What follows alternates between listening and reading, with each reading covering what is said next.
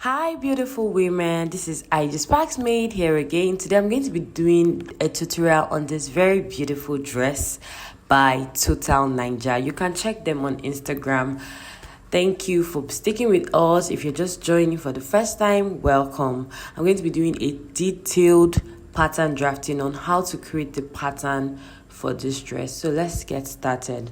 So first off, this is the fabric I'll be working with. It's a uniform my mom got, I think, for a burial. So I just wanted to create this design and I saw, an available fabric. So first thing I'm going to do is just take out 1 inches on my pattern paper just to create that base line. Yes, if you follow my channel, you know that we always do this. Okay, so after creating the base line, her shoulder is 7.5 inches, so I'll go ahead and mark my 7.5 inches. Now, for the purpose of those just joining, I'll be doing everything from scratch. So I'll be coming down by 1 inch from the 7.5 inches, which is her shoulder, just to get my shoulder slope point, and then taking my standard neck width, which is 3 inches by 3 inches for the front bodice, and then connecting my front neckline, and also from the part where we came down by 1, I will be connecting to my neck piece.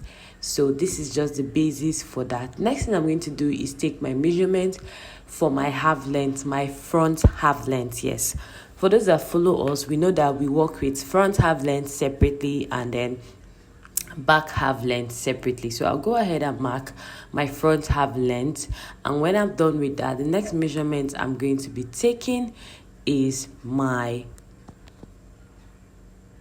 it's going to be my bust point length. It's going to be my bust point length, which for my mommy it is 10 inches. So I'll go ahead and mark 10 inches, and then for her chest point we have 8 inches. Yes, her bust is 36, so for her chest point I had 8 inches. Now when I'm done with this, the next measurement I'll be taking is her shoulder to her under bust length. Shoulder to under bust length. Okay, and then I'll just take my line horizontally across. Now I'll go ahead and bring down the shoulder 7.5 inches and connect to the shoulder, and when I'm done with that, I'm doing a subtraction method. So now, because I'm doing a subtraction method, I will be placing the front and the back bust with different measurements. It's not going to be bust divided by 4. I have a video on how to go about your subtraction method pattern drafting. Please check my channel for more details. Okay, now I'll go ahead to create my armhole point for this. So after creating my armhole point for these bodies, this is what your pattern should look like. Now let us go ahead and put our darts into this pattern. Now my mommy's darts bust span is 7 inches, so divided by 2 is 3.5, and already we added darts allowance of 1.2 at the side of this front. So I'll go ahead and share that 1.2 to both sides of my dart legs. Now for the back, I'll just be doing this exact same thing, but the only difference is that we're going to be using our back length. Yes, we're using our back length, and we have a neck width for our back, which is 3 by 1 inches. So unlike the fronts that we use 3 by 3, the back neck width is different.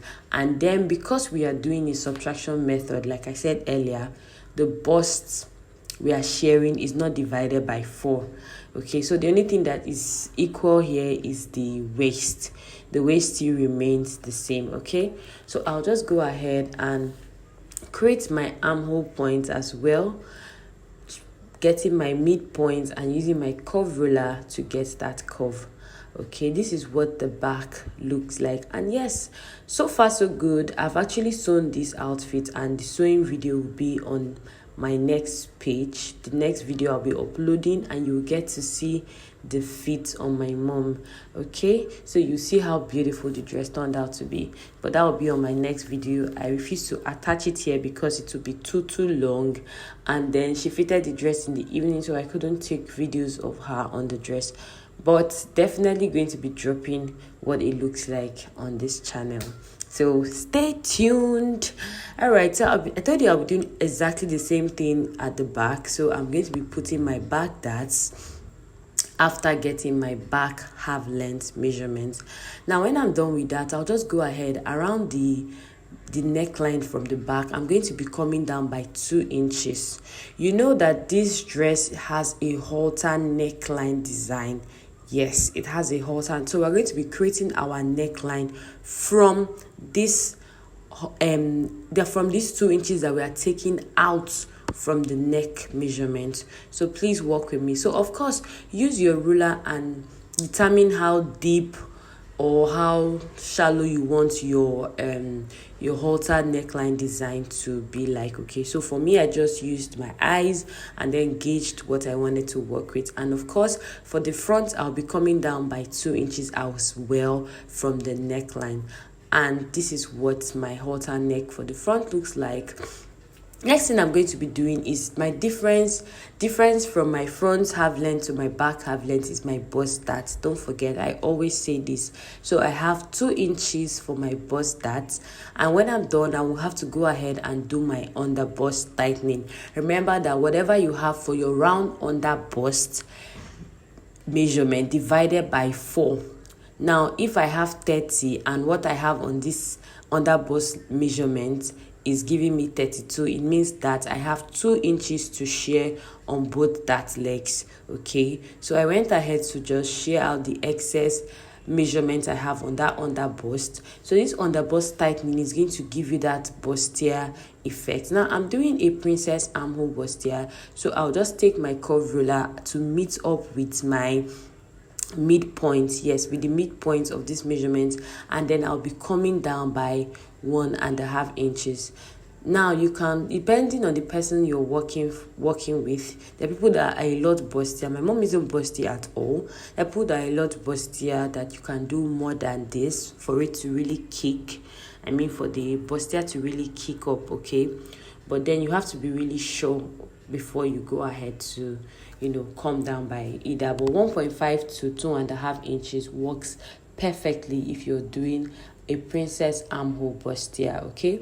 So now with this, I am done with the front, and this is what it looks like, and then this is also what the back looks like. So the next thing I'll go ahead to do is cut. Now I'll just go ahead and cut. I had to leave this video so you can see what I'm doing. You see how I left the round neck that we came down by 2 inches. Yes, I kept it aside because we're going to be using it to create the neck, that is the neck and the neck facing for this dress. Okay, so now when I was done, of course, don't forget that after doing your bustier, that you have to blend your bustier. Yes, you do not want it to be pointy, so I went ahead to blend. I had to pause that. I had to slow down that part so that you could all see it.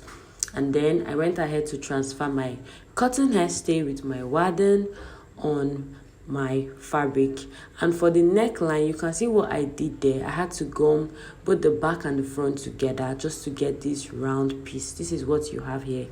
And of course, for the sides of each of this fabric that was cut out, I used 1 inch allowance at the side, and for the other areas I used 1/2 inch allowance. If you follow me already and you've been following for a while, you will know that that is the drill, but whatever works for you is fine. And the next thing I'm going to be doing is to cut the flay. I am doing a 180 degrees flay, and if you look at this fabric very well, you will notice that I did an attachment to the lower part. Yes, I did an attachment. Now you can decide to use the bias cut. Maybe your flay mustn't be so full. If you check my video, if you check my channel, you'll see different types of circle. You can decide to use the half, the quarter, the 360, and the rest. So it is all your choice. Just get creative. But for my mom, I decided to use a 180 degrees flay. Though I noticed that from the video of the outfit we are working on, it looks like it's just a bias cut because it sort of accentuates the hip area. Yeah, so whichever works for you will totally be fine. So I went ahead to do my calculation.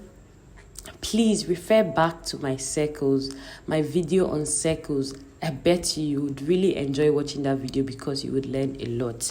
So I will not go too much into this. I'll just let you know that I did a 180 degrees circle on this. Okay, that is a half circle. Yes, that's a half circle. So now when I'm done, I'll just go ahead to confirm that my waist measurement is what I want to work with, and of course adding up all your allowances. So whatever measurement you're doing, please make sure to add all the allowances you need. Like for me, on the sides of this flea, I added 1 inch, and on the center and at the back I added 1 inch too, because I want to put a slit in front, and then there's going to be a zipper at the back. So you definitely need the 1 inch at the front and the 1 inch at the back. So at the end of the day, I went ahead to split these circles into 4 pieces, yes, so that I could put my pockets easily, put my slits at the front easily.